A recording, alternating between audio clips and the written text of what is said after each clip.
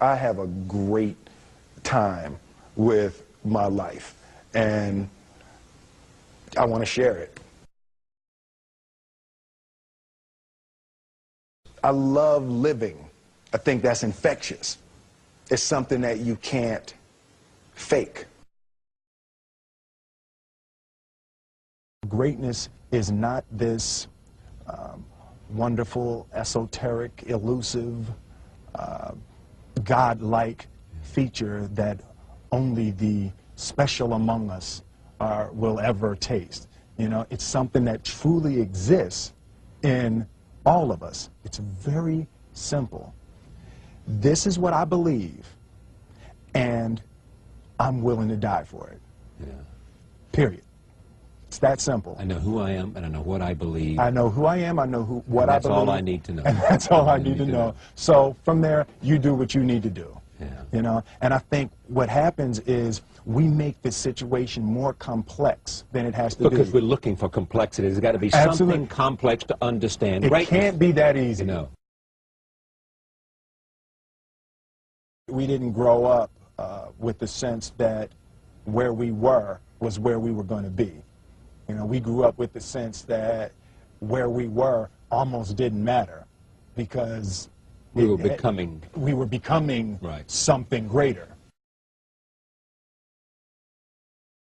The separation of talent and skill is one of the greatest misunderstood concepts for people who are trying to excel, who have dreams, that want to do things. Talent you have naturally. Skill is only developed by hours and hours and hours of beating on your craft. I've never really viewed myself as particularly talented. Where I excel is ridiculous, sickening work ethic. You know, while the other guy's sleeping, I'm working. While the other guy's eating, I'm working. There's no easy way around it. No matter how talented you are, your talent is going to fail you if you're not skilled. You know, if you don't study, if you don't work really hard and dedicate yourself to being better every single day, you'll never be able to communicate with people, with your artistry, the way that you want. So the only thing that I see that is distinctly different about me is I'm not afraid to die on a treadmill.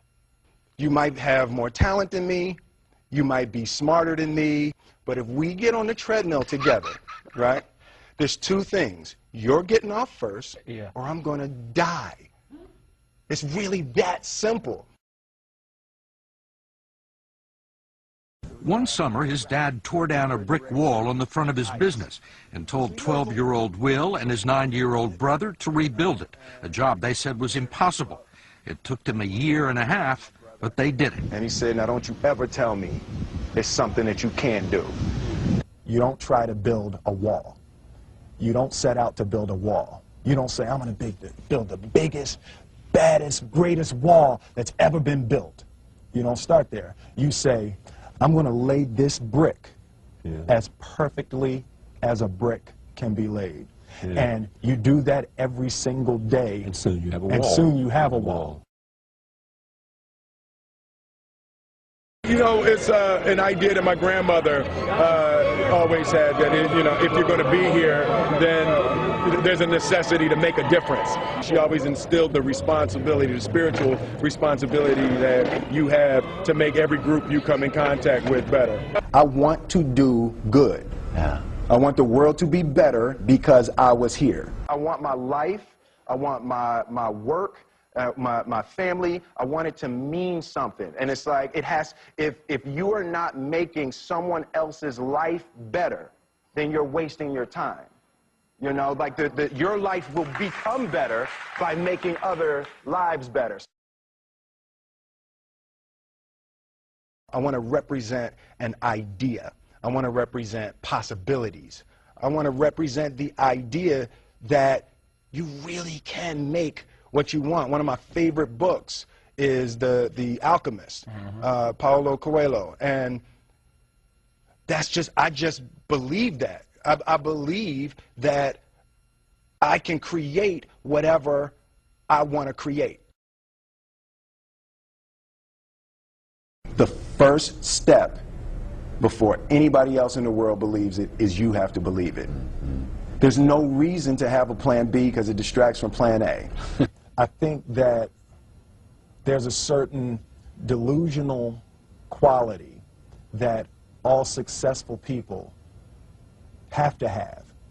You have to believe that something different than what has happened for the last 50 million years of history. You have to believe that something different can happen. Confucius said, he who says he can and he who says he can't are both usually right.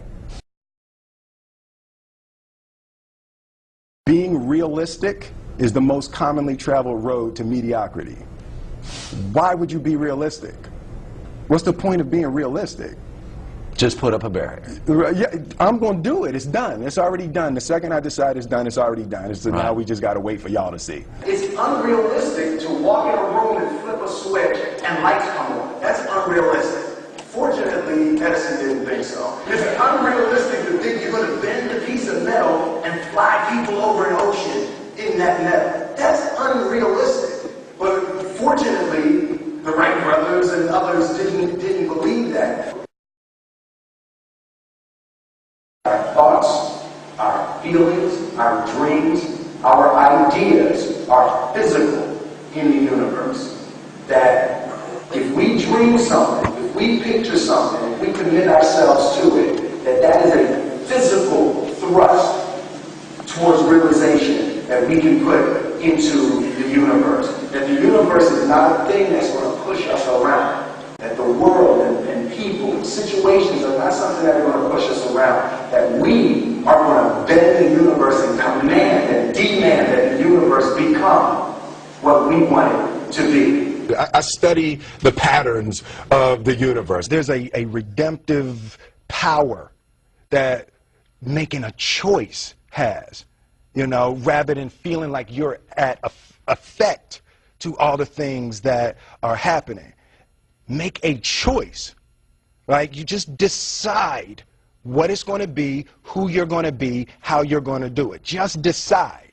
And then from that point, the universe is going to get out your way. It's like it's water. It wants to move and go around stuff, you know. You know, there's a flow of the universe that I've grown to know just how to go with it.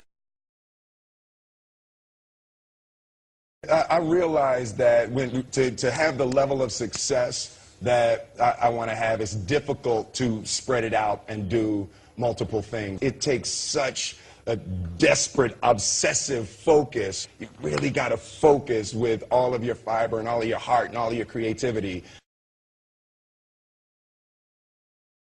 I'm motivated by fear. Fear. You know? Fear of what? Fear of fear. I hate being scared to do something. And I think what developed in my early days was the attitude that I started attacking things that I was scared of. It was Franklin Roosevelt said the only fear you have to fear is fear itself. Absolutely. Remember that? Absolutely. Yeah. You can't be scared to die for the truth. The truth is the only thing that's ever going to be constant. Don't ever let somebody tell you you can't do something. Not even me. All right? You got a dream, you got to protect it. People can't do something themselves. They want to tell you you can't do it.